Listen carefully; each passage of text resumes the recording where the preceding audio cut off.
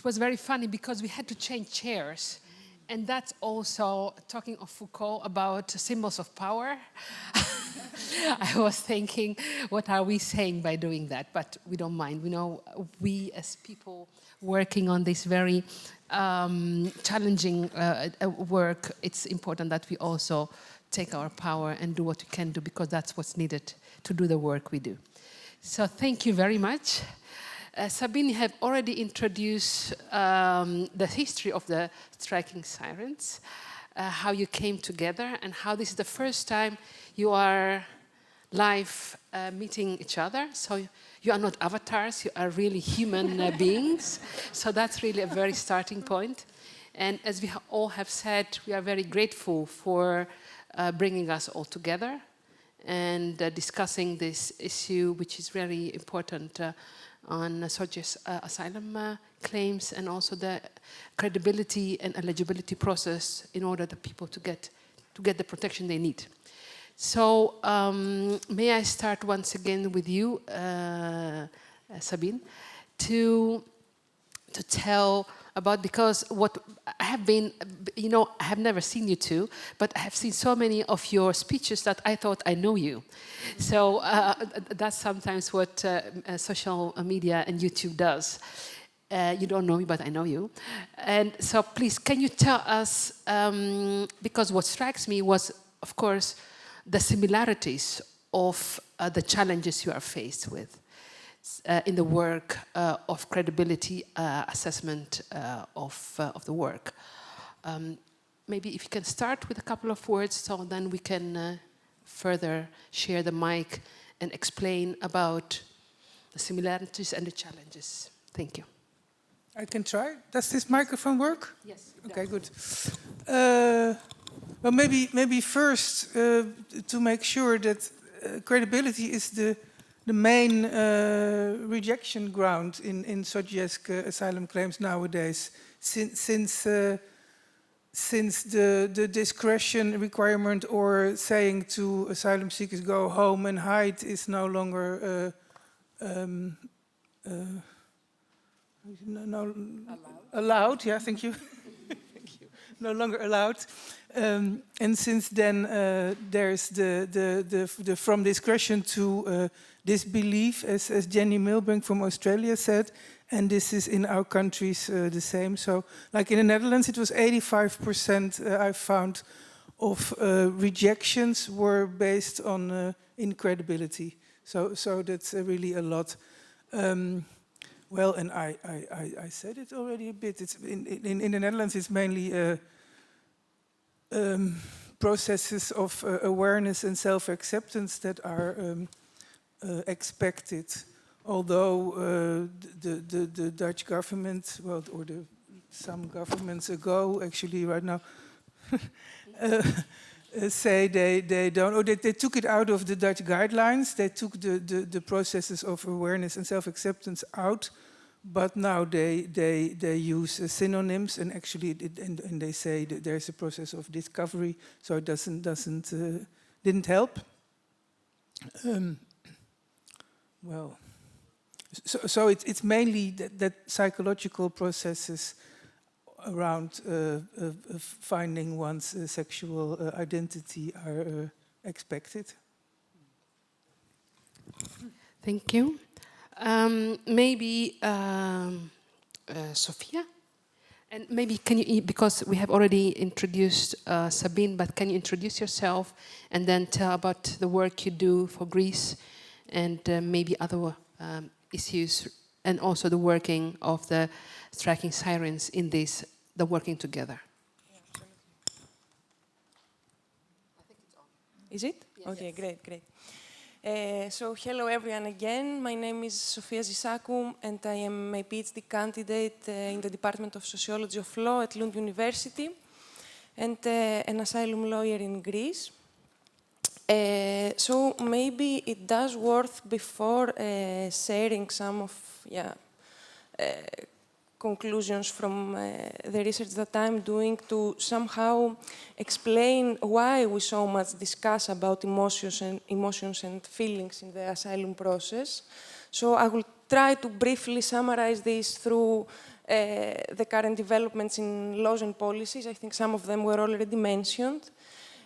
So, as Sabine said, following the abolishment of the discretion clause, credibility became the main challenge in queer asylum claims and the main reason for rejection. In the benchmark decision of the Court of Justice of the European Union, in the ABC judgment, the court defined certain practices as forbidden. These practices were mentioned. They were practices that had to do with questions on sexual practices of the applicant, stereotypes, evidence such as photos and videos, and the submission of the applicant to medical and psychological exams. So they were all these were practices that had to do with what we could describe as hard facts. So, however, the court did not proceed to define which are the practices that should be applied. And the question that arose was like how this gap is going to be filled. So, in the meantime, the DSSH model from different shame, stigma, and harm was suggested as an alternative credibility assessment model, which exactly in line with the court's reasoning could move the weight of the examination from sexual practices to applicants' inner emotional journey, exactly by exploring their feelings of different shame, stigma, and harm. So, following these developments, and now I'm speaking specifically about Greece, authorities progressively started to base their assessments on a rather binary affective schema. So, applicants, on the one hand, are expected to express feelings of oppression, suffering, and shame in their purportedly backward countries of origin, while they are expected to be happy, liberated, active, and out in Greece. So in particular, as Sabine mentioned, applicants are expected to describe a linear and challenging process of self-realization of their sexual and gender identity, an identity which is considered fixed, rigid, and immutable, through exactly a self-reflecting and difficult process. As I remember a caseworker that I interviewed mentioning, what I expect to hear from the applicant is the pure difficulty. In 25 minutes, of course. So in order not to take that much time, I will try to summarize. I was telling about, because the asylum procedure is mostly short, so you must be able to tell the right things with the right way within a short time. And as we have also seen from the presentation of Professor Ferreira about the first claim, and then if you haven't put it forward in the first claim, so all these challenges are also part of the challenges you are facing, in which you were explaining. So that's why I was just adding up a little bit of fire in the words you were saying. And what is interesting is like how these policies are changing. So before some years, for example, an asylum seeker would have in their disposal 8 hours for an asylum interview, which is not the case now in Greece. Other than that, applicants are expected to explain somehow, if they are religious, to describe an incompatibility of their religion with their queer identity, especially if they are Muslim. So they are somehow expected to answer this dilemma if they are queer or if they are Muslims. I know that in other asylum countries, this is not the case only for Muslim applicants. Also Christians? And finally, applicants are expected to speak about like emotions of true and genuine love for their partners. They are expected to be in a monogamous and homonormative relationship, especially in asylum countries and Greece, where according to the authorities have, they can do it. So I remember also another caseworker who was telling me that Yeah, since in Greece they are free, I cannot understand why they abstain from like this. Sexual practices. No, not sexual practices, being in a relationship. Okay. Yeah. Okay. Thank you very much. Claire, can I ask you maybe, because I followed your workshop, even though I was invisible.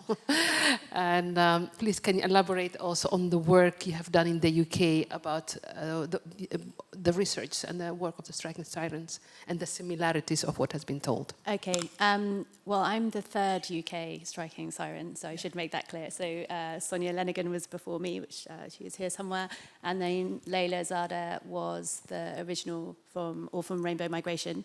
I worked there for 5.5 years as a frontline caseworker, and my PhD also looks at the intersection of religion, queer asylum, and the legal process in the UK. We have exactly the same findings. There is an expectation of a westernized queerness that people are expected to be in a relationship or have been in a relationship, or evidence of engaging in queer organizations, regardless of other factors such as where they're living. So for those of you that know the UK context, there has been a move towards people living in large-scale hotels. So if you are LGBTQI+ and you're living in a very large-scale accommodation, you can be subjected to quite significant discrimination, abuse, harm if you are out. So that's a very good reason to not be living outwardly about your queerness if you're in the UK, but that you then meet problems if you then approach the UK government and try and claim asylum. So we have similar expectations of stereotypical queerness. So there are expectations of how you should look queer, or how you should be queer. So I don't know those of you that know, but if you're in the asylum process in the UK, you live on £8 a week.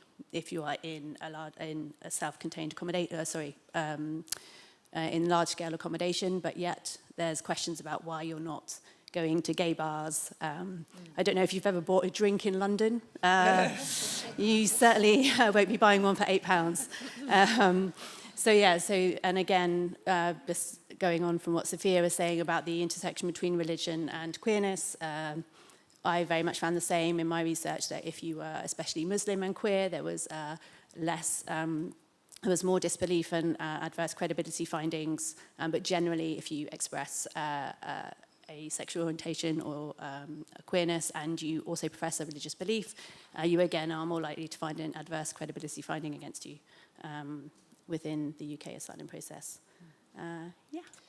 Can you maybe, I've been following the situation in the UK in which the biological sex discussion was very upfront.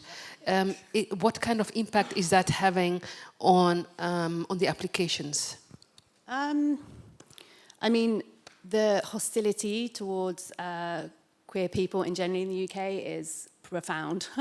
But generally, I think the intersection of both being in the asylum process and queer, that a lot of people have the discourse in the media and in the political rhetoric against people in the UK has been horrendous, and it's never been great. Don't get me wrong, but over the last few years we've seen a real uptick in terms of targeting those of you who've been following the Nationalities and Borders Act, the Illegal Immigration Act, the Rwanda scheme that the Conservatives came up with. That general hostility has really impacted the people we saw at Rainbow Migration. The levels of fear, it's just been generally awful. Well, thank you. Aino? Yes, hi. Hi. Could you please share with us the experience, because we have really many experience across European countries. So maybe your Swedish experience, or maybe broader than that, and the similarities and maybe some differences of the Swedish situation. Yes. And I was very much struck about your experience with intersex asylum person. So that would be interesting also to say something, even though it might come later in the afternoon. But I will absolutely say something. Thank you very much.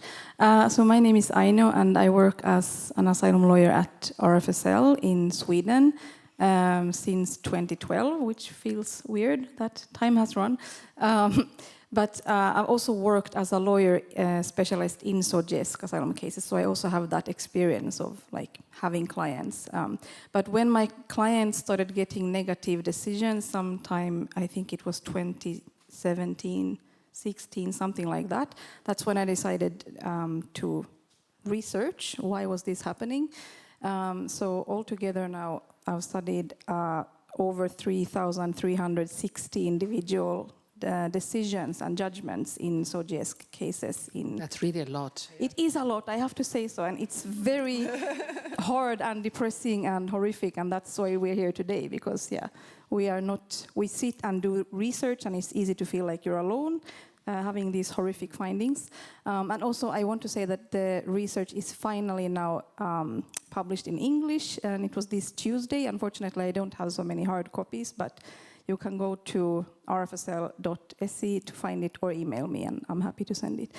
But something about my findings, obviously very much similar to what we have talked about here already, but in Sweden there is a very strict criteria which is both shown in the interviews, but also in the decisions from the Swedish Migration Agency and the migration courts, where they literally write that an inner emotional journey is required from the applicant in order to make their SOGESC credible.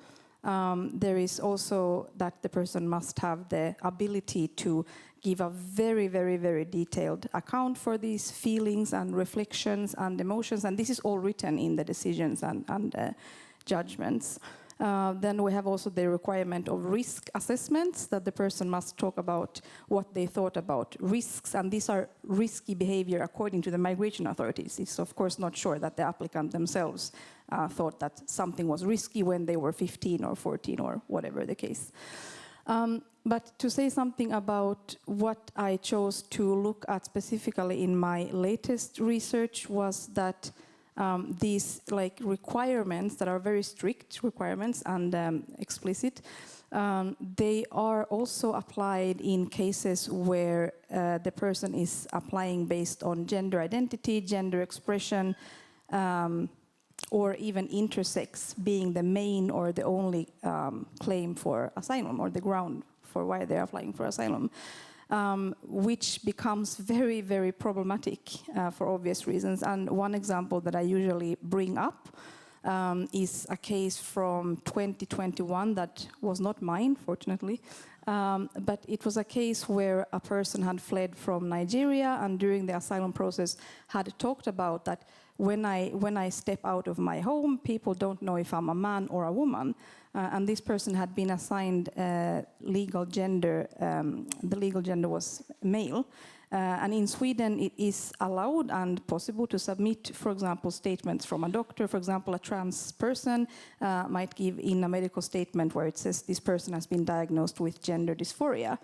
And that is then taken into account. And in this case, the person had submitted 2 quite extensive medical statements from Swedish doctors, which in very much detail describe that this person has an androgynous body, the person has a breast development, and they have only 1 testicle, which is smaller than what can be expected from a biological male, so to say. And these medical statements were submitted to the migration agency and also the migration court. And they both wrote in their negative decisions that, yes, we do not question the content of the medical statements, and we don't question the content whatsoever. However, since you have not been able to elaborate for a deep emotional journey and a process of how you realize your intersex condition, it cannot make credible that you are an intersex person. And the person was then given a negative and deported to Nigeria, where I guess most of us know that you can actually be sentenced to death in many parts of the country. And this is just one of so many cases I've found where it's gender identity or gender expression, and they have the same requirements. You have to have gone through an inner process, you have to be able to talk about feelings and so on. I could sit here the whole day and say very much, but I will not do that. It's just an example that I found in Sweden. Thank you very much for this, because on the group here and the plenary of the working group, that was also one of the discussion about how medical assessment can be helpful, but in this kind of cases it didn't, and it has even a negative impact because of the other necessity to prove credibility and also of a well-founded fear of persecution and things like that. Thank you, I know. So, Andrea, can you share with us your experience from Norway? Yeah, I have to say, it's kind of difficult to move beyond Aina's horrible example, but I do think that really illustrates why we are all sitting here on the stage, because I can repeat a lot of what the other sirens has already said. I can say that it resonates with the Norwegian, what I've found in the Norwegian context. I've recently finished a PhD where I've also looked at the Norwegian, both case law and immigration authorities practice, and it's echoing, it's mirroring, it's the same as what has been mentioned. And I think for me, I started out in the queer movement. I was in law school when, in 2012, the Norwegian Supreme Court rejected the discretion requirement, and I remember the celebration and the sort of relief that finally we are getting somewhere. Finally, we will get somewhere where we will get more fair, just adjudication of these claims, and then the huge disappointment upon realizing that it was not happening in practice. So I think that's really, for me, was the start of researching as well, like why, when we got this really liberal judgment, and if you look at in Norway, we were really inspired by the British HT judgment, inspired so much that the Supreme Court just copy-pasted, basically, huge sections of what the British Supreme Court had said. And it's coined in this very seemingly liberatory language, talking about being free and expressing yourself, about how sexual orientation cannot be reduced to a matter of acts. It seems so promising. So then the question arises then, why are we seeing this backlash where it's not resulting in more fair adjudication? And I think what Aino is pointing at in her example there is really key, that we went from this focus on the external to just a complete shift to the opposite. And that might be just as exclusionary in practice as a focus on external factors. And that's what law, I think, sometimes is good at, is operationalizing these things in ways that can be very exclusionary. So one of the things that I've been concerned in my research is also how we can see the development of new double binds and backlash in these new emotion-centered inner immutability focus. And one of the things that I saw in my research is that now it seems like credibility is seeping into more and more aspects of the assessment. So, for example, in assessing whether a person is gay or lesbian or trans in Norway, we see the same things as everyone has mentioned here, that you have to talk about how you realized you were different when you were a child or a young person. This resulted in a feeling of being different. You felt shameful, you experienced stigma, there was harm, and then eventually you realized that you were gay, and hopefully this should coincide with coming to Norway. You realized that this was fine, and now you're proud. But the problem is also, the problem with that unrealistic expectation is also the second step, which is the risk assessment. Because in Norway now, to be able to get asylum, you have to prove that you are gay, but you also have to prove that you want to live out your gay identity openly. Because we still have a version of discretion by saying that you have to make an assessment of how the claimant will act, the queer person will act in the future.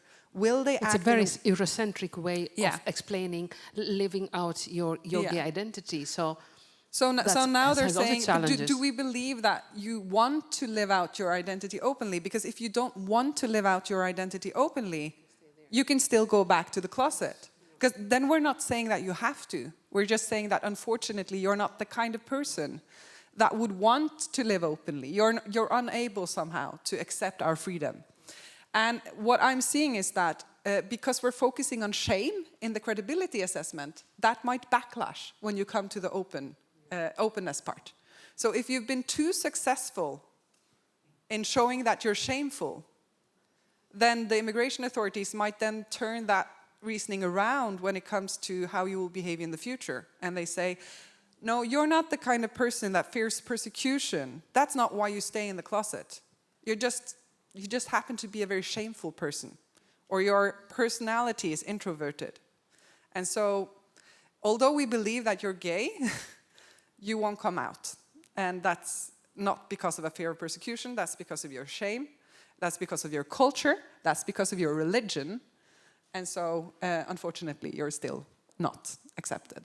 So, that's as being used as, then you don't have any fear of persecution, so that doesn't mean you are in danger, so that doesn't mean you need protection. So credibility interacts with the risk assessments, and in essence what you have to prove is that you're the right type of gay. Not that you're gay, that you're the right type of gay who was prevented by your intolerant homophobic home country from living openly, but now when you have arrived to Norway, this place of freedom, here you will come out and you will live as an authentic queer person. And if you don't want to do that, then unfortunately you can still be expected to go home. So I mentioned this because I think this highlights how extremely aware we have to be and cautious when we're moving forward to try to change policy. Okay, so you can see backlash turning up in different parts of the assessment. But I think a main problem now is how subjective these assessments are becoming. How much the claimant in all parts of the assessment have to prove internal thoughts and feelings and aspects that they have no real way of documenting. Yeah. And a couple of questions for you as a group, as a working group, as Striking Sirens, because you have been very successful in really bringing forward the similarities and the challenges, and also about how things work and the effect they are having for the protection. How do you see your work together for the coming years? Who can I ask this question to? Maybe Sabine? Yeah. Well, it's on. Yeah, okay. Well, we are now in a project. This is the first part, this conference of the project. The second part is that we will try to publish all papers or some of the papers or in a book or whatever, some kind of publication. That's the second part of the project. And we didn't decide what to do next, I think. So, yeah. We're also in the process of writing a joint paper together, so where we will put all these. And I think also, like, it was a real relief to find each other. I mean, it's depressing, clearly, but it's also a huge relief to find so many other people who are doing the same thing and who are doing such good work and extensive work. And I think that maybe is part of this idea of this conference as well, that we found these similarities across 5 countries, but we know that, and we've seen from the papers already, that they exist across a much larger, many more countries than just ours. So I think a hope is also that by joining together, also with all of the knowledge that is here today, we can make an even stronger impact on asking for changes. And we have also obviously talked about like how can we continue this and maybe creating some sort of network, because we now know, I mean, there are so many people here. I'm very, very happy, and I was a bit shocked, and I think we were all a bit shocked that we got so many participants and papers, and it's amazing. I mean, we're obviously so many persons from so many different countries, so we need to continue this work like together, and that's what we're also discussing. How can we continue as maybe a bigger network of lawyers, researchers, activists, asylum seekers. So that's what we're looking into. Good. So maybe in the last plenary, that's going to be also one of the questions to every one of you here as well, to really think about the actions to be taken, or maybe you see yourself being part of a network. So if you have ideas, please note them so that we can share them at the end of the plenary. Now I'll give a couple of minutes the floor to the participants. If you have questions to the Striking Sirens, you have the opportunity. I will come with my mics towards you. Question? Yes.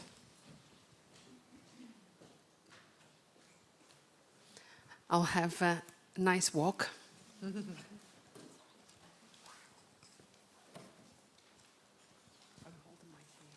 Thank you. It's about the similarities between the different practices all over Europe.